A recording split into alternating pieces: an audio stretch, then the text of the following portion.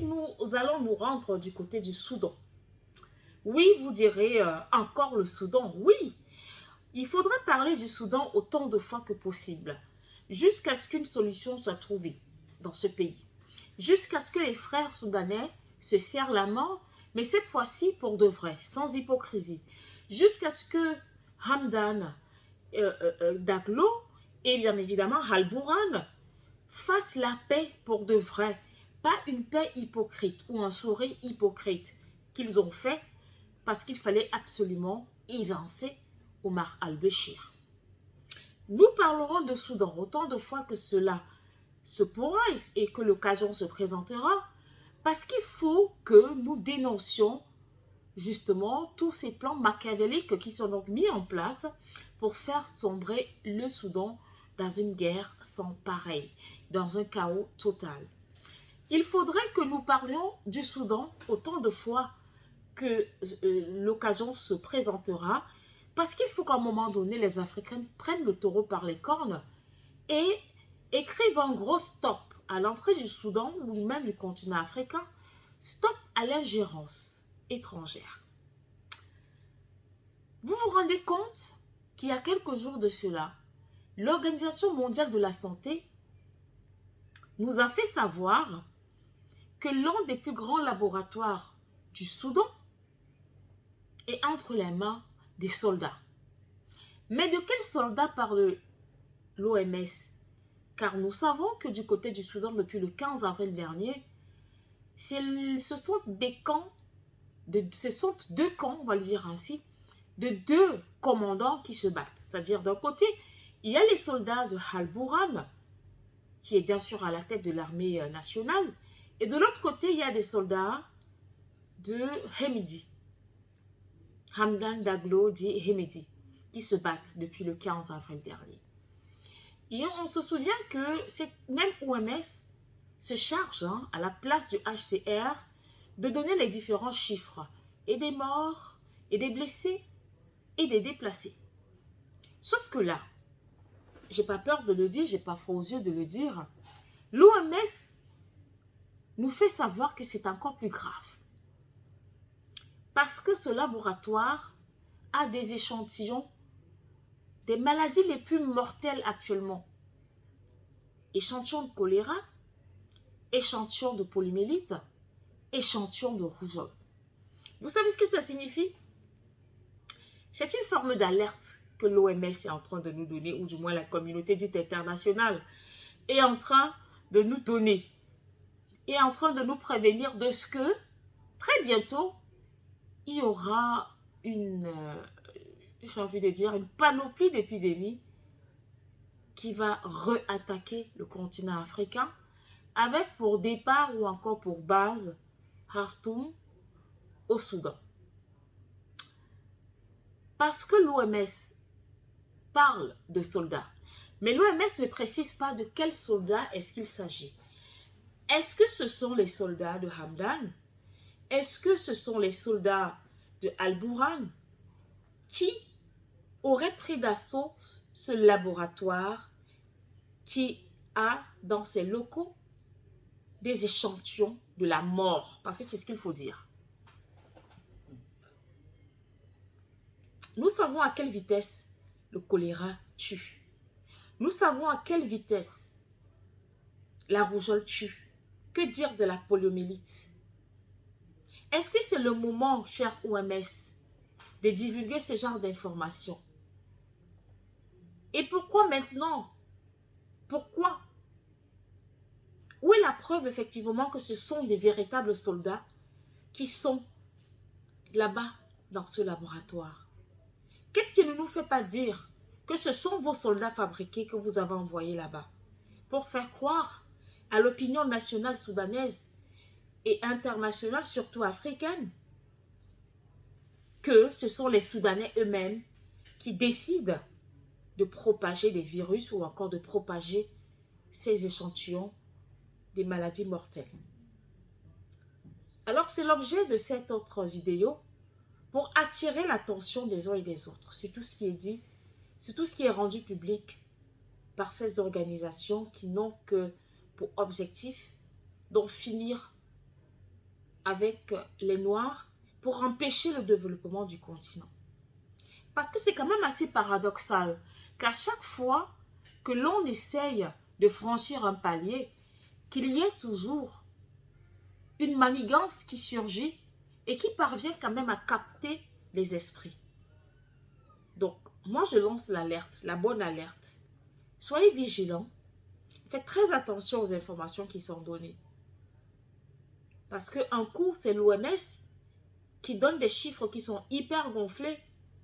Un autre coup, ce sont les diplomates qui nous font savoir que oui, nous voulons faire évacuer les nôtres, mais il se trouve qu'il y a un problème de connexion. La connexion est coupée. Mais alors, si la connexion est coupée, comment est-ce que l'OMS ou encore la Croix-Rouge ou encore le HCR fait donc pour avoir les informations de l'autre côté? Autant de questions que l'on se pose et qui imposent une grande réflexion. À bientôt.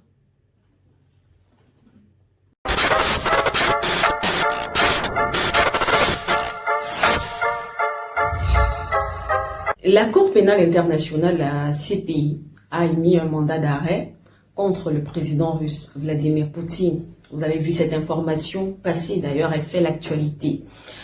Il faut dire que c'est un fait quand même inédit.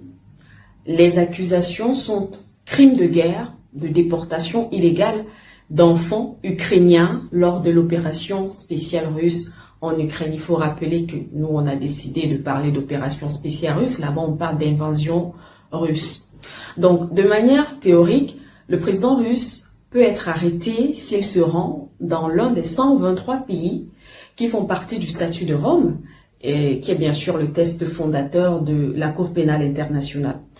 Alors que la Russie, c'est aussi important de le souligner, elle-même n'a pas ratifié ce statut. D'ailleurs, elle a retiré aussi sa signature. Donc, en quelque sorte, comme vous pouvez le voir sur cette carte qui s'affiche empruntée au site Sputnik, et bien sur le plan théorique, le président russe est interdit d'accès sur ces territoires que vous voyez là, qui apparaissent en gris. On voit donc qu'il y a quelques pays africains. Vous pouvez prendre votre carte et vous allez identifier ces différents pays. Il y a presque carrément toute l'Europe. Il y a aussi l'Amérique du Sud. Donc, voilà les pays dans lesquels le président russe, normalement, de manière théorique, ne peut pas se rendre. Mais il peut se rendre dans les pays qui n'ont pas ratifié ce statut. Ce sont bien sûr les zones qui apparaissent toujours sur la même carte, cette fois-ci en rouge.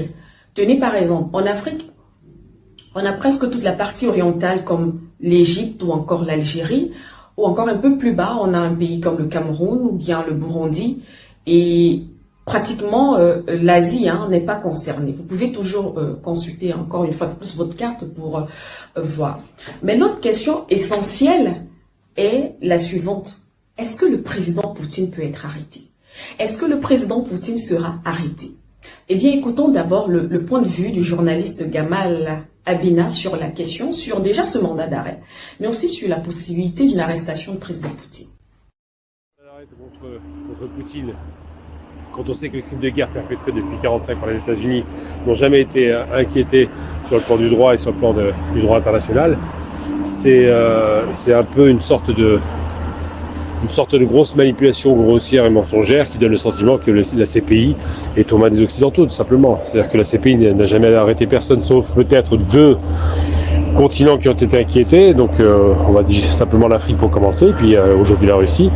Et préalablement, il y a eu l'affaire en Bosnie-Herzégovine, encore une fois des Slaves, qui ont été poursuivis par la CPI. Par contre, tout ce qui est occidental n'est jamais poursuivi, il n'y a jamais de plainte, jamais d'instruction, enfin il ne se passe rien. Donc apparemment, il y a une justice à 2 vitesses. D'un côté, le monde occidental qui s'autorise à poursuivre le reste du monde, et puis de l'autre côté, le reste du monde qui doit accepter de subir ce genre de manœuvre. Donc je pense que ce mandat d'arrêt international n'a pas beaucoup de sens, c'est un petit peu ridicule, est une forme, comme je le dis, de procès avant le procès, mais qu'en ce temps, ça ne donnera pas grand-chose, si c'était peut-être de décrédibiliser un peu plus la CPI.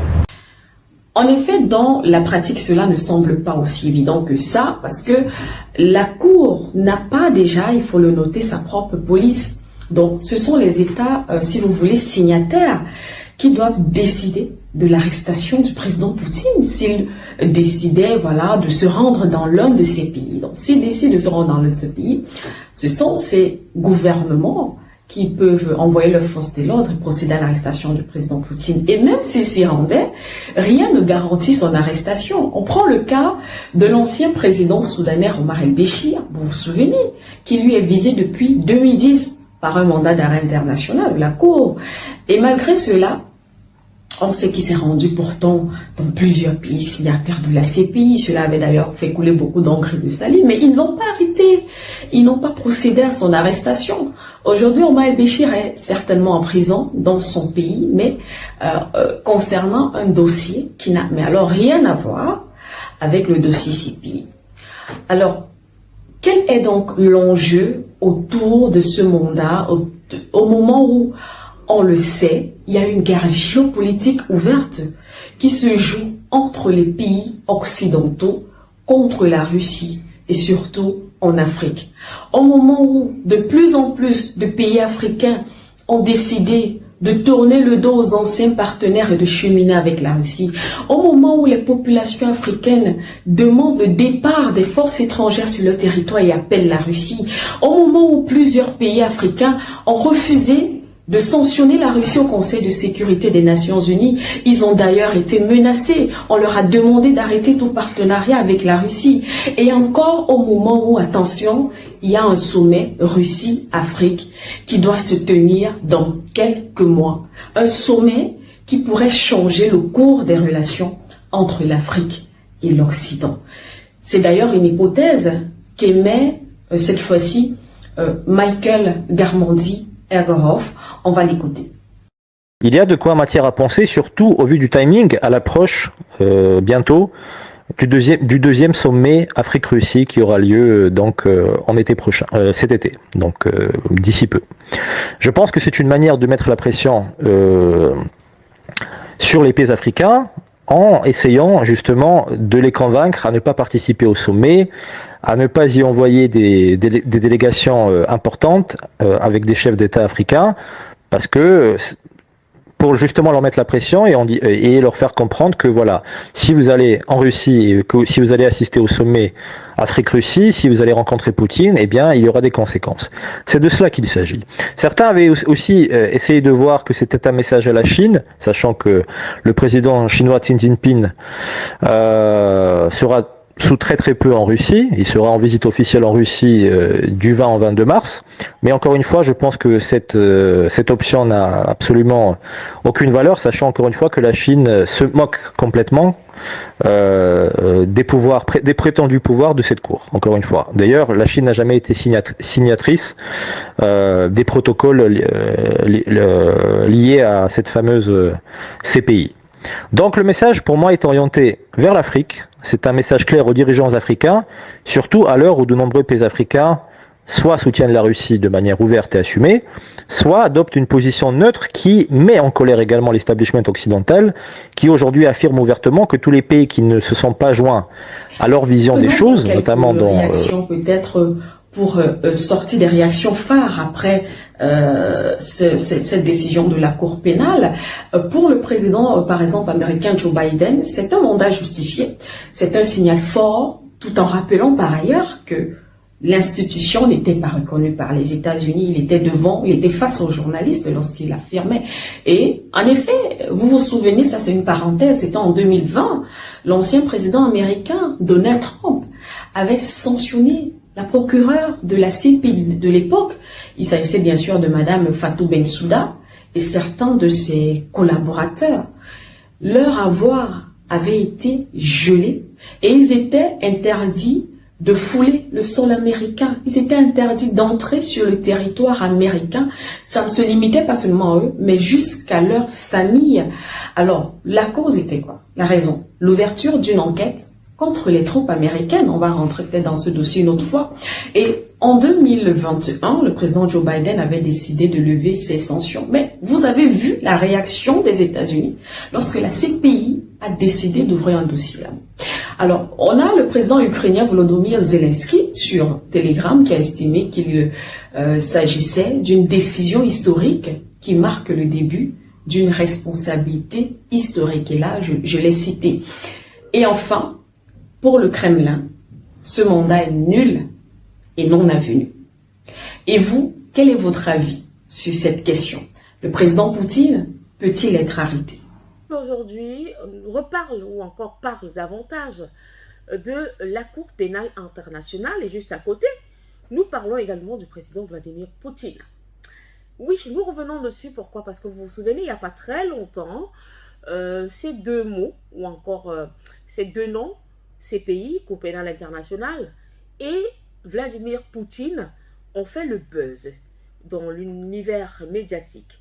Car vous vous souvenez effectivement que Karim Khan, qui est le remplaçant de Fatou Bensouda, a donc décidé d'émettre un mandat d'arrêt contre le président russe Vladimir Poutine pour crime contre l'humanité, crime de guerre, en référence à ce que eux, ils appellent la guerre. Sauf que de l'autre côté, Poutine parle d'une opération militaire spéciale du côté de l'Ukraine. Donc, Karim Khan, avec effectivement, j'ai envie de dire, sa bande, dite de la communauté internationale, ont décidé d'émettre un mandat d'arrêt à l'endroit du président Vladimir Poutine. Et vous vous souvenez également que il y a eu un vote, il fallait que certains pays du continent africain, de l'Europe également, des États-Unis, prennent position sur ce conflit, genre s'il faut donner des sanctions, qui est pour Poutine, qui est pour Zelensky. L'Afrique du Sud fait partie des pays qui ont opté pour la neutralité. Rappelons-le, l'Afrique du Sud est membre de la Cour pénale internationale, contrairement à la Russie et plusieurs autres pays, en l'occurrence la Chine, qui n'avaient pas justement validé l'adhésion dans cette Cour pénale internationale. Vous vous souvenez également que très prochainement, il y aura le sommet des BRICS qui va se dérouler du côté de l'Afrique du Sud. Alors du coup, lorsque le mandat d'arrêt a été émis, beaucoup de personnes ont compris ce qui se passait. C'était une façon de faire pression sur l'Afrique du Sud. Car tiens, toi l'Afrique du Sud, tu es membre de la CPI et tu préfères jouer à la sourde oreille, tu préfères opter pour la neutralité dans cette affaire alors qu'on a besoin de ta voix. Alors, en émettant ce mandat d'arrêt contre Vladimir Poutine, c'était pour faire pression, comme je le disais, à l'Afrique du Sud. Une façon de dire à Cyril Ramaphosa et son gouvernement, il faut que si Poutine arrive en Afrique du Sud, vous devez lui passer les menottes. C'est un peu un fait lâche parce que Éric Zemmour, le français, sur un plateau de télé, avait posé la question de savoir, oui, vous avez mis un mandat d'arrêt contre Vladimir Poutine, mais ce que vous oubliez quelquefois, c'est que la Russie, ce n'est pas un pays du tiers-monde. La Russie, ce n'est pas un pays d'Europe passager. La Russie, c'est un pays nucléaire. Et il leur posait la question de savoir qui va aller arrêter Poutine. Donc, sachant que le prochain sommet des BRICS se tiendra en Afrique du Sud, c'est pour mettre, du moins, Cyril Ramaphosa dans une situation franchement pas du tout correcte. Dieu merci, il y a eu le congrès le 25, non, plutôt lundi, il y a eu le congrès de l'ANC lundi le 24 avril. Et durant le congrès, les militants du parti ont exigé que l'Afrique du Sud sorte de la Cour pénale internationale.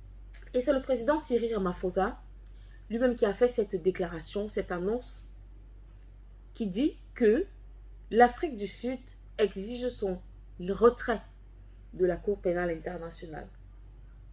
Mais sauf que l'annonce apparemment n'a duré que quelques heures. Parce que finalement, il y a une sorte de rétropédalage dans la communication. Figurez-vous effectivement que après cette annonce faite par Cyril Ramaphosa, aujourd'hui, il y a quelques heures de cela, le parti parle d'une erreur de communication. Et le parti nous fait savoir que c'est une erreur de communication au sein de l'ANC. Le parti n'a jamais déclaré que le pays veut se retirer de la Cour pénale internationale. Il va donc de soi qu'il y a forcément eu des coups de fil, de menaces qui sont certainement passées. Parce que tout un président ne peut pas se lever, un président non seulement de la République, un membre influent du parti l'ANC, et venir dire que voilà, nous, on exige notre retrait de la Cour pénale internationale et que quelques heures après, qu'il y a un changement de bouche. Mais il faudrait peut-être, pour prendre cela en considération, que ce soit le même président qui je ne sais pas moi, qui vienne peut-être expliquer au peuple sud-africain, au peuple africain, et bien évidemment à tous les autres pays membres des BRICS, ce changement de ton ou encore ce retournement de veste en quelques heures seulement. Et puis, il faut aussi le dire qu'après que la Cour pénale ait émis un mandat d'arrêt contre Vladimir Poutine, la Russie à son tour a émis un mandat d'arrêt contre Karim Khan pour diffamation et tout ce qui va avec. Alors, la question qu'on se pose aujourd'hui est de savoir que recherche cette Cour pénale internationale, que recherche la communauté dite internationale. Qu'est-ce que vous voulez? Vous voulez vraiment Poutine? Mais pourquoi attendre qu'il aille en Afrique du Sud si vous pourriez l'arrêter? Pourquoi est-ce que vous jetez l'éponge et vous voulez mettre ce fardeau sur Cyril Ramaphosa? C'est connu de tous, Vladimir Poutine a répondu par une affirmative à ce sommet. Il sera bel et bien présent du côté du Cap en Afrique du Sud. Et c'est un retour à l'ascenseur.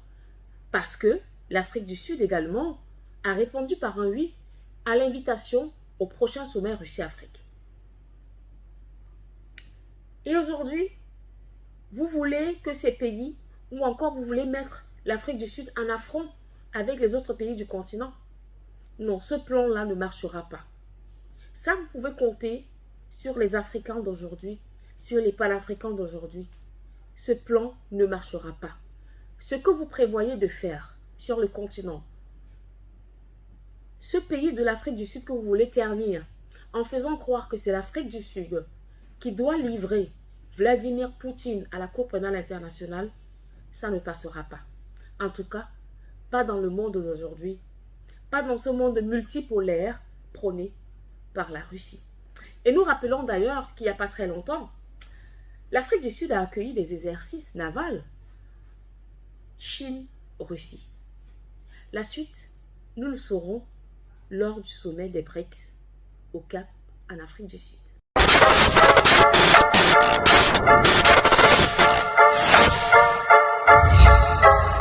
Le président français Emmanuel Macron a effectué une visite en Chine, une visite de 3 jours, il y a seulement quelques jours. Officiellement, donc voici les raisons qui nous ont été présentées, les raisons de cette visite. Il y a d'abord la crise en Ukraine, car Paris pense que Pékin peut jouer un rôle essentiel ou encore primordial dans la résolution de ce conflit. C'est ce qu'on nous dit. Il y a aussi les enjeux autour de la zone Indo-Pacifique, considérée comme le futur nouveau monde. Les experts disent qu'en 2040, l'Indo-Pacifique, qui regroupera 75% de la population mondiale, produira plus de la moitié des richesses mondiales et les 3/4 des réserves de matières premières. Il y a aussi la lutte contre le réchauffement climatique et bien sûr les sujets économiques. Soit. Analysons maintenant la situation sous un autre regard que celui qu'on nous impose à travers les médias occidentaux qui ont réussi bien sûr à envahir l'univers médiatique, surtout en Afrique. Alors il faut rappeler que cette visite intervient, à notre regard, dans un contexte assez particulier. D'abord après la visite du président chinois en Russie. Ensuite, après que la Russie ait pris les rênes du Conseil de sécurité des Nations Unies pour ce mois d'avril, et enfin au moment où la France en particulier et bien sûr l'Occident en général sont en mauvaise posture en Afrique. Il peut y avoir d'autres faits majeurs que vous pourrez laisser bien sûr en commentaire, mais nous allons pour ce numéro de réflexion nous atteler sur les points cités plus haut.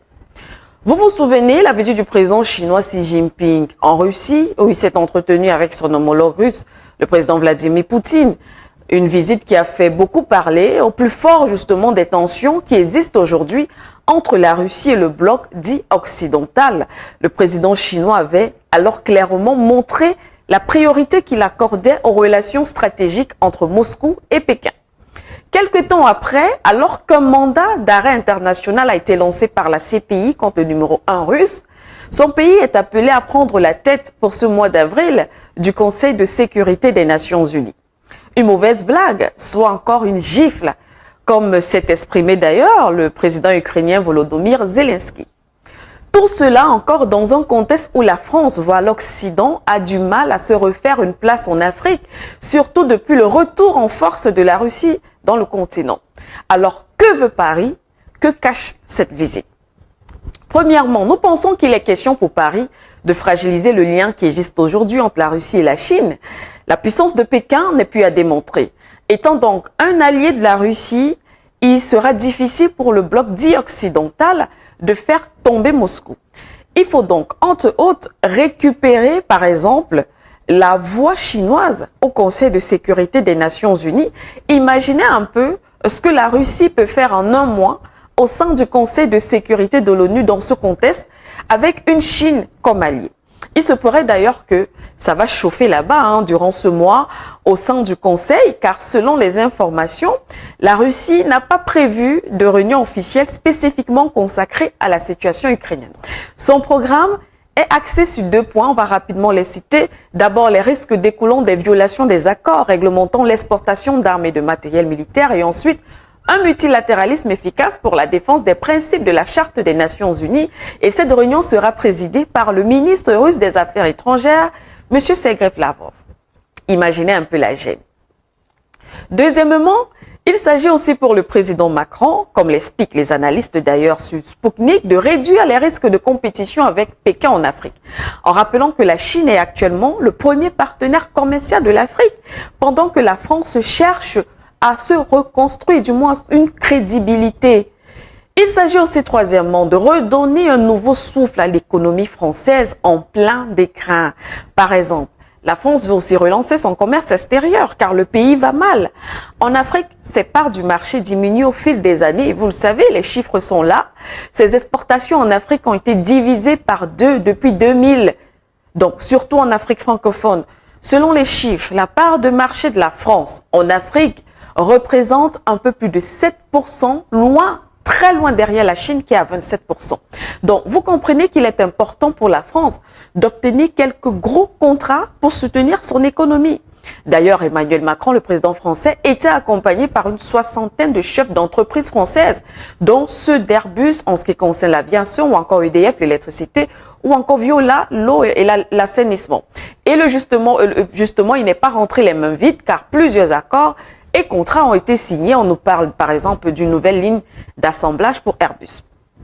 Mais ce n'est pas seulement Paris, c'est carrément toute l'Union européenne. C'est pourquoi il s'y est rendu justement avec la présidente de la Commission de l'Union européenne, Ursula von der Leyen, parce qu'en même temps, il faut peser devant la Chine, la grande Chine, et avoir une certaine influence pour qu'on vous prenne au moins au sérieux. Il était donc question de trouver un compromis avec la Chine, ou du moins des positions communes sur les sujets stratégiques en Afrique. Vous comprenez donc que si Pékin est aussi influent économiquement, il devient un partenaire important pour Moscou. Alors, il faut casser cela. Ce n'est donc pas une mince affaire, mais ce qui est curieux quand même, c'est que l'on nous tenait jusqu'à il n'y a pas longtemps un discours selon lequel il faut prendre garde à la Chine. Il faut faire attention. On accusait d'ailleurs la Chine de néocolonialisme. Certains intellectuels et même africains estimaient que Pékin dispose d'un agenda caché pour l'Afrique néfaste et donc il fallait faire très attention à ce pays. Quelques jours avant d'ailleurs, avant ce déplacement du président français, la dirigeante européenne avait déclaré que la Chine est devenue plus répressive en interne et plus agressive à l'extérieur.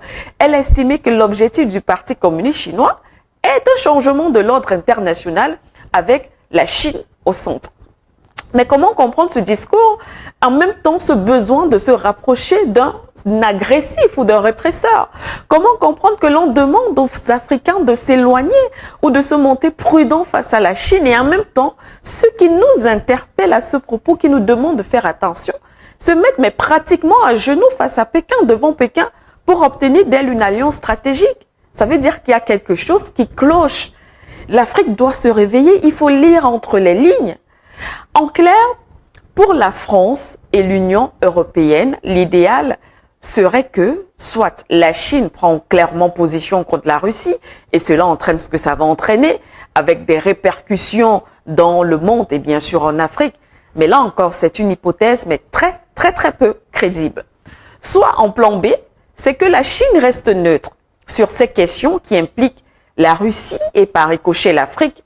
Et vous savez très bien qu'il y a une réelle différence entre rester neutre et prendre bien sûr position. Mais là encore, la solidité des relations qui existent aujourd'hui entre la Chine et la Russie ne laisse pas beaucoup de marge de manœuvre au bloc dit occidental.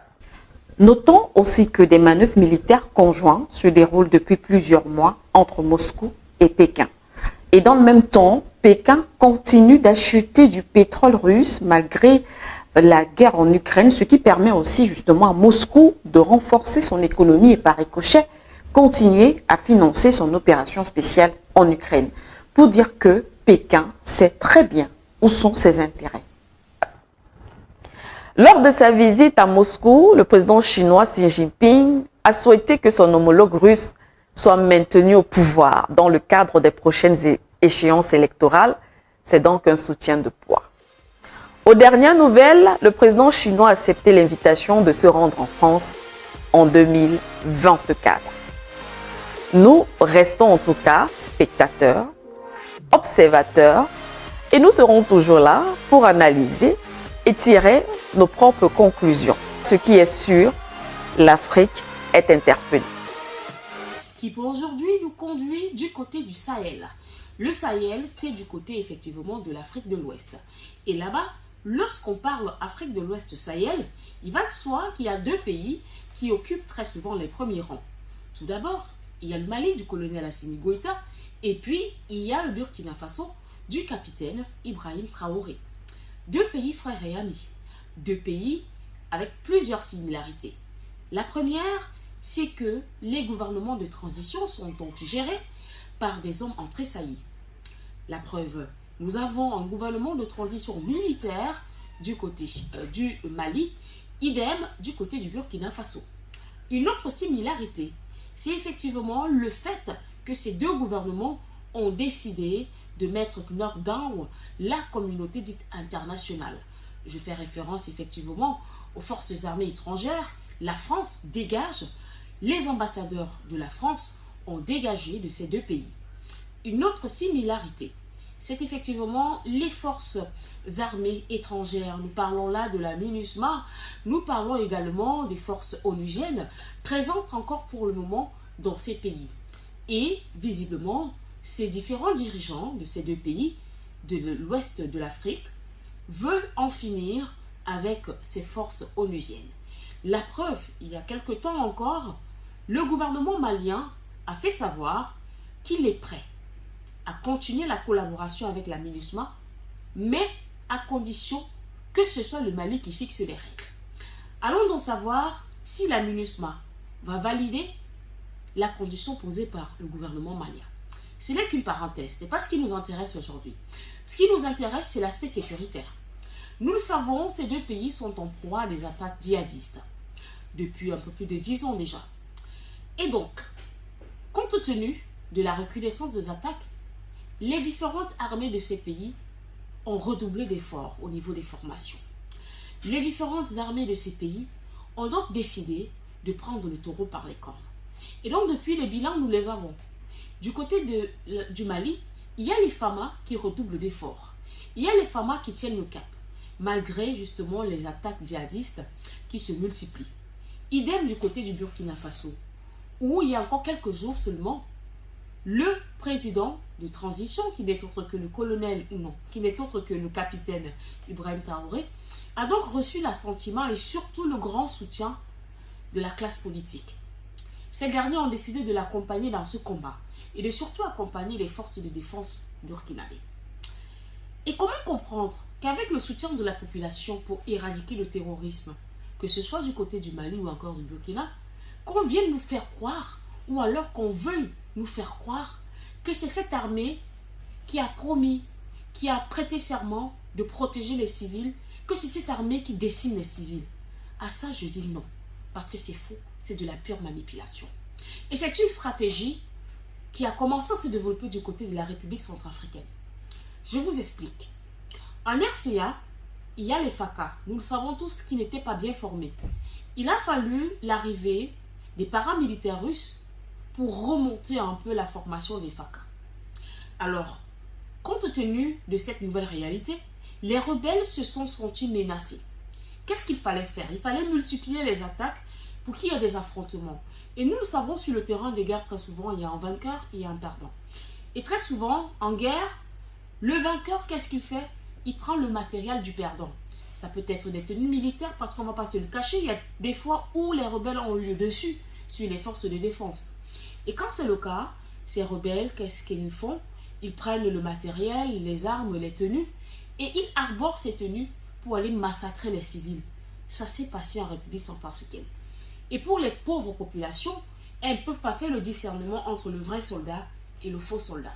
Fort heureusement, des enquêtes ont été menées et le poteau est tombé. Malheureusement, c'est ce qui est en train de vouloir se passer au Burkina Faso avec les fakes. Sinon, comment comprendre qu'en début avril, l'armée, le capitaine Ibrahim Traoré, a décidé de traquer les assaillants qui n'ont de cesse de s'aimer la terreur dans les villages, en tuant, en pillant, en décimant les populations. Que quelque temps après cette sortie, que ce soit ce qu'on veut nous faire croire, que c'est l'armée qui est encore allée massacrer ceux dont ils sont censés protéger. Parce que les populations nous font savoir qu'ils ont vu les soldats de l'armée. Ce sont eux qui ont brûlé les maisons. Ce sont eux qui ont tué. Effectivement, oui, parce que les assaillants se sont vêtus aux couleurs de l'armée. Et le comble, c'est que les médias mainstream n'ont de cesse de faire rouler le fake news. Ça passe en boucle partout. L'armée a décimé plus de 60 civils au Burkina Faso. Est-ce que vous avez la preuve que c'est l'armée? Non. Parce que vous avez fait des photos avec des personnes qui sont en train de tuer aux couleurs de l'armée. Est-ce que c'est suffisant pour démontrer que c'est effectivement des soldats? Non, c'est de la manipulation. Ça s'est fait en République centrafricaine et c'est ce qui est en train de vouloir se passer au Burkina Faso. Du côté du Mali, malheureusement, ces rebelles n'ont pas pu infiltrer l'intérieur des FAMA. Qu'est-ce que ces rebelles ont fait, ces forces obscures? Ces forces obscures ont décidé de propager des fake news en faisant croire qu'il y a eu des attaques. Je prends le cas de Tessit, en disant qu'il y a eu 17 soldats qui sont morts, il y a 9 civils qui ont été tués, il y a des blessés. Dieu merci, le ministère de la Défense n'a pas attendu 24 heures pour répondre en démontant ces informations pour s'aimer la panique au sein des populations. Et je me rappelle, le ministère de la Défense a fait comprendre aux siens que la seule communication à prendre en compte en ce qui concerne la sécurité au Mali, c'est la communication qui vient du ministère de la Défense. Alors, dans ces minutes de midi, j'interpelle les Africains, j'interpelle les Burkinabés, j'interpelle les Maliens. Faites très attention aux fausses informations qui sont véhiculées dans vos pays par des Occidentaux.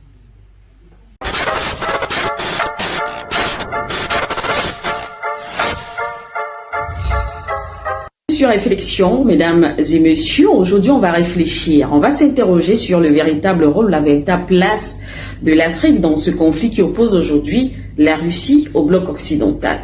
Eh bien on le sait, depuis le début de l'opération spéciale militaire russe en Ukraine, c'était en février 2022, la Russie du président Vladimir Poutine subit un isolement grandissant de la part des États occidentaux, tout simplement du bloc occidental, du moins du bloc dit occidental.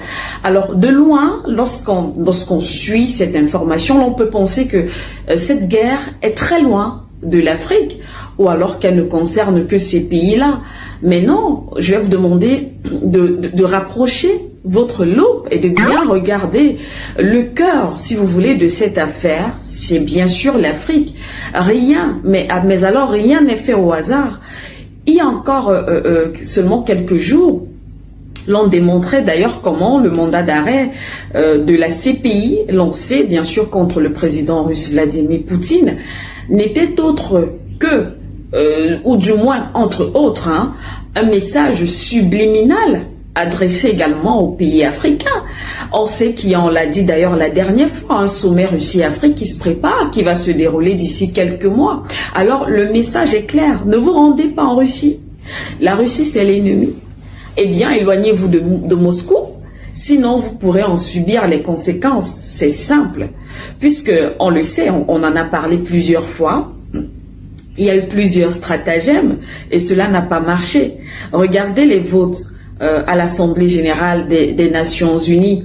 Combien de pays africains se sont abstenus? Et il y a eu beaucoup de surprises d'ailleurs. Même les plus insoupçonnés se sont abstenus. Alors ne perdons pas de vue que l'Afrique, c'est 55 voix à l'Assemblée générale des Nations Unies. Donc c'est une partie très importante.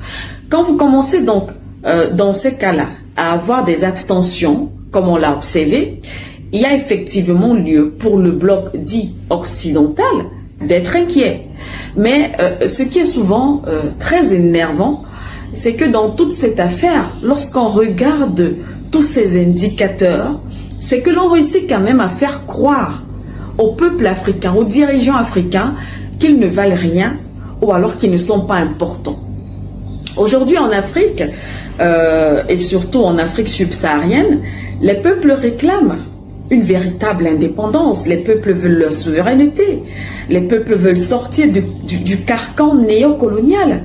Mais le pire encore pour l'Occident, c'est que quand on leur demande de partir à travers différentes manifestations, on demande à la Russie de venir prendre cette place. Et ça, vous pouvez me croire, ça fait très mal. Alors ce qu'il faut également comprendre, c'est que la diplomatie russe a réussi là où les autres ont échoué, ou alors échouent. Aujourd'hui, Moscou parvient à s'imposer dans plusieurs pays. En Afrique du Nord, par exemple, on a les pays comme l'Égypte, l'Algérie ou encore même la Libye. Voilà. Mais elle a également réussi à pénétrer via sa diplomatie des pays comme, là on revient peut-être en Afrique subsaharienne, des pays comme le Mali, la République centrafricaine, le Soudan, le Cameroun, l'Angola ou même encore Madagascar. Et il faut dire que c'est seulement depuis quelques années, on parle de 2017, que Moscou a décidé d'approfondir sa coopération sécuritaire avec ces États africains, parce que on le sait, c'est pas une histoire qui date d'aujourd'hui, l'histoire entre la Russie et les pays africains. Donc une proposition qui plaît, surtout que lorsqu'on veut faire une sorte de comparaison, ou alors on fait un retour, bien sûr, dans le passé, regardez un peu le Mali. Combien d'années de guerre dans ce pays, malgré la présence des forces étrangères et des missions de maintien de la paix? Qu'est-ce qu'on va dire de la RCA? Qu'est-ce qu'on va dire du Burkina Faso? Qu'est-ce qu'on va dire de la République démocratique du Congo? Des présences qui n'ont en réalité rien changé à leur temps. D'autres diront même que elles ont même amplifié la situation sécuritaire dans le pays. Et puis c'est pas seulement nous qui le disons, même les peuples manifestent et disent cela. La Russie offre donc, contrairement aux autres, une assistance en matière de sécurité et sans s'immiscer dans la réelle politique interne de ces États. Donc, c'est-à-dire que on ne vous impose pas une façon de penser. On ne vous impose pas une vision des droits, par exemple, de l'homme. On respecte vos réalités. On respecte vos droits. Non, il s'agit en fait de deux États qui s'accordent tout en respectant la souveraineté de l'autre, tout en respectant l'idéologie de l'autre. Ce qui propulse naturellement la Russie, qui devient un acteur important, essentiel du marché africain, surtout dans le domaine de la sécurité, comme on peut le constater. Donc, disons donc que depuis 2017, la Russie a signé des accords de coopération, reste par exemple sur le plan militaire, avec une vingtaine de pays d'Afrique subsaharienne. À côté de cela, la Russie offre également des services de formation militaire dans ces pays, ou encore les aides de ces pays à lutter contre le terrorisme et bien sûr les groupes armés, le cas au Soudan ou encore au Mozambique. Ce qui nous change donc on va dire quoi, des entraînements avec des bâtons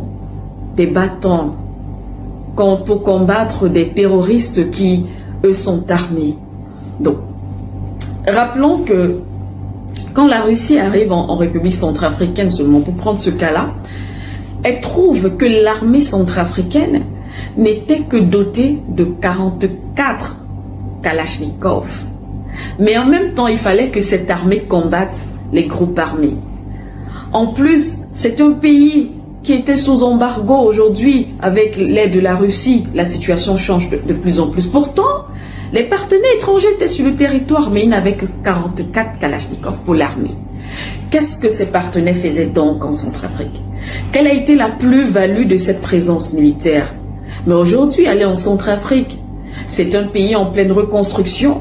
Les faits parlent d'eux-mêmes. Le gouvernement a réussi quand même à récupérer une bonne partie de son territoire. On parle de 94, voire même 97% de son territoire avec l'aide de la Russie. Donc, c'est pourquoi certains pays courtisent donc de plus en plus l'Afrique. C'est pourquoi c'est un enjeu majeur, le continent africain. Vous avez vu le bal diplomatique des dirigeants occidentaux en Afrique il y a encore quelques mois. Les États-Unis, la France, et bien par exemple pour parler de la France pour ce cas, on se souvient de cette visite du président français Emmanuel Macron déjà l'année dernière en 2022. Il s'est rendu dans les pays comme le Cameroun, le Bénin, il s'est rendu également du côté de la Guinée-Bissau. Et puis dernièrement encore, début mars de cette année 2023, soit un peu plus de 7 mois seulement, il s'est rendu au Gabon, au Congo, en Angola et en République démocratique du Congo. D'ailleurs, au Gabon, il a déclaré que la France-Afrique est maintenant terminée. Croyez-moi, ce n'est pas une déclaration anodine, mais c'est parce qu'il faut le dire. C'est parce que c'est mauvais. Bon, là, c'est encore un autre débat. Les États-Unis ne sont pas en reste également avec cette offensive de charme, on va dire comme ça, quasi inédite. Toute la Maison-Blanche défile aujourd'hui en Afrique depuis le début de l'année. Il y a eu en janvier la secrétaire d'État au Trésor, Janet Yellen, qui a visité le Sénégal, la Zambie et aussi l'Afrique du Sud. Linda Thomas-Greenfield, elle, c'est l'ambassadrice américaine aux Nations Unies. Elle s'est rendue au Ghana, au Mozambique, au Kenya.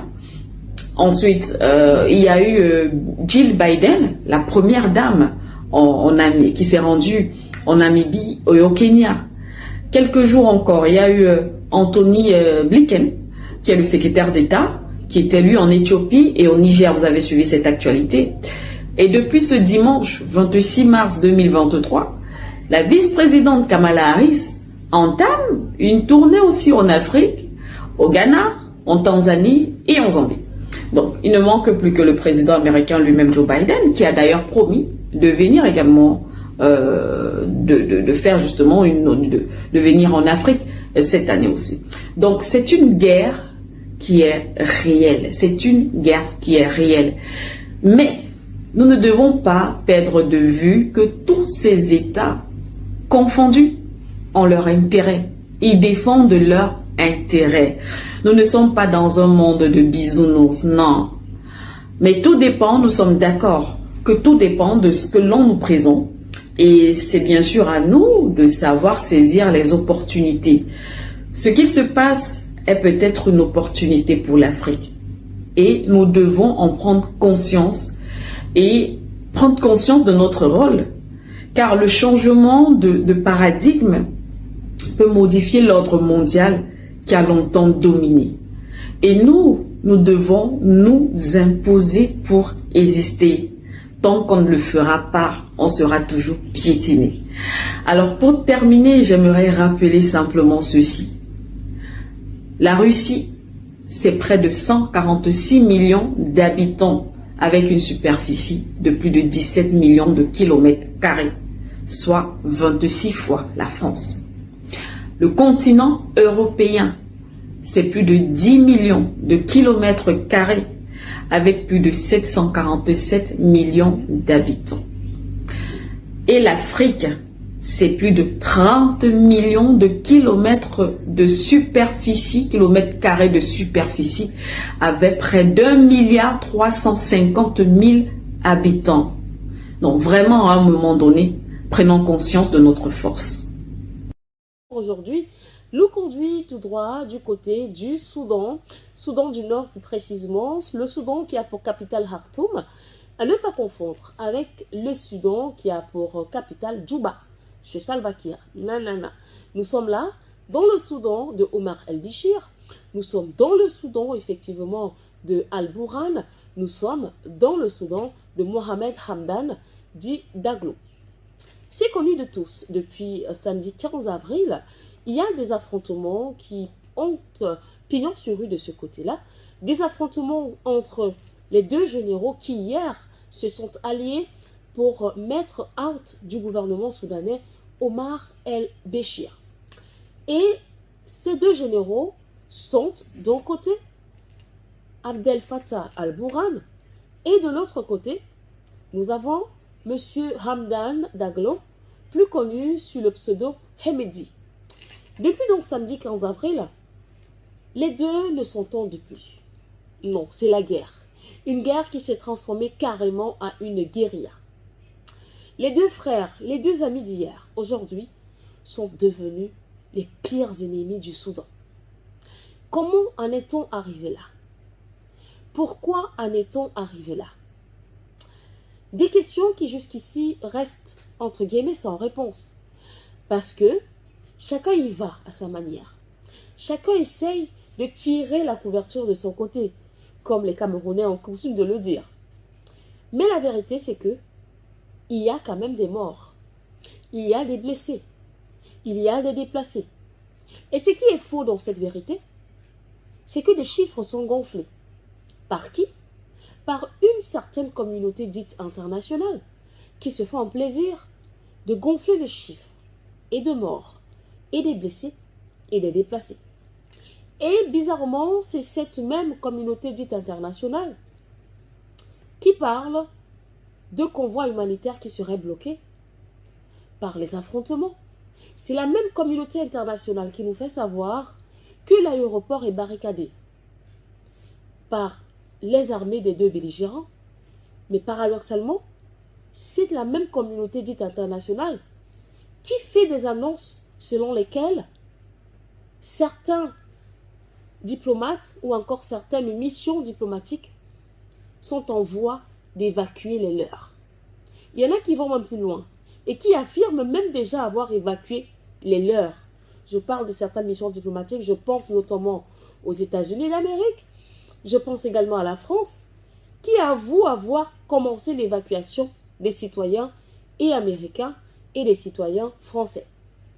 Sauf que de l'autre côté, il y a une autre mission diplomatique qui est celle de la Russie, qui nous fait savoir, rappelons que toutes ces missions diplomatiques sont présentes à Khartoum.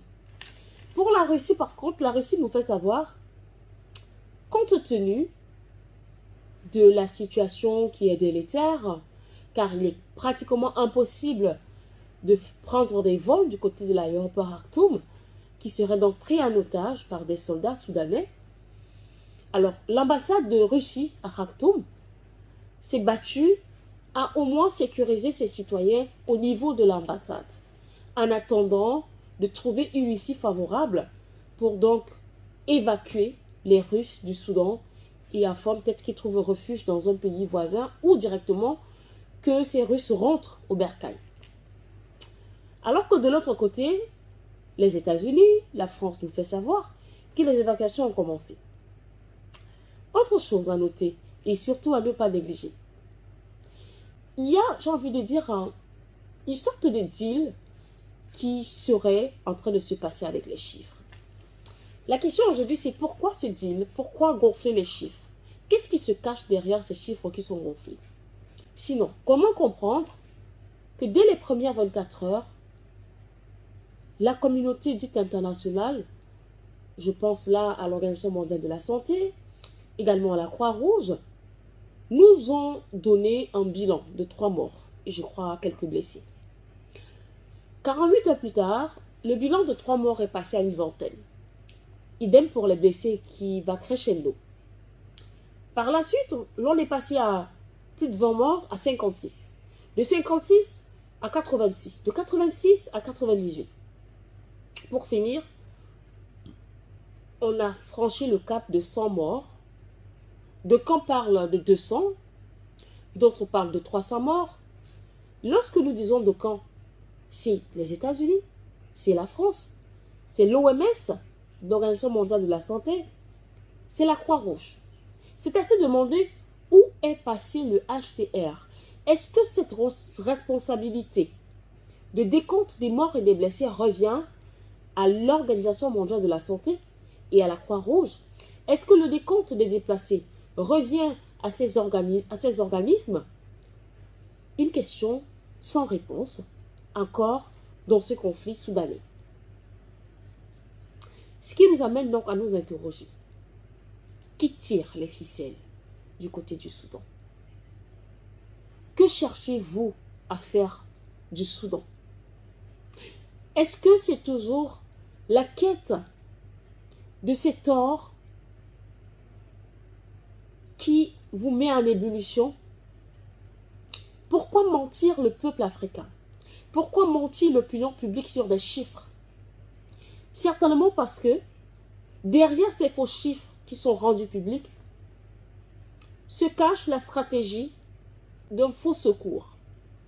Derrière ces chiffres qui sont gonflés se cache un plan de déstabilisation véritable qui est celui de venir en sauveur, mais des sauveurs qui auront dans leur gibecière des armes, des bombes et autres, et effectivement mettre le chaos final du côté du Soudan. Ce qui vous ouvrira donc la porte au pillage du sous-sol soudanais.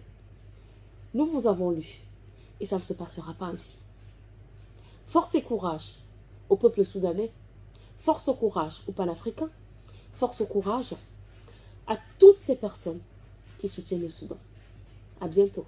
N'oubliez surtout pas de vous abonner et d'activer la cloche de notification pour ne rater aucune de nos prochaines vidéos.